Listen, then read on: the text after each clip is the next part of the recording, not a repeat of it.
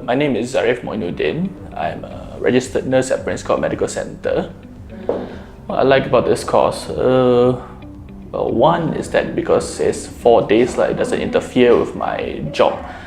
So second, I like the practicality the instructors bring when to implement this in a real life situation.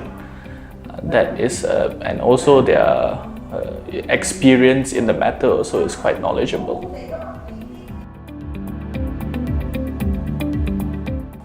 A new skill would be one, of course, because hardly people in my field are quite almost to zero knowledge regarding tech and how to do HTML, CSS, or JavaScript or whatever like that.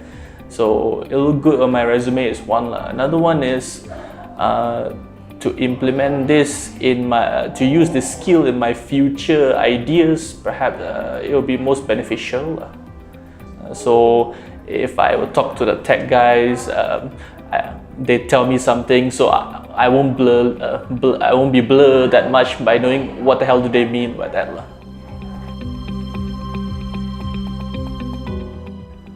Idea is already in the works, but to start something, people always tell me don't rush into it, plan wisely, financial wise and everything.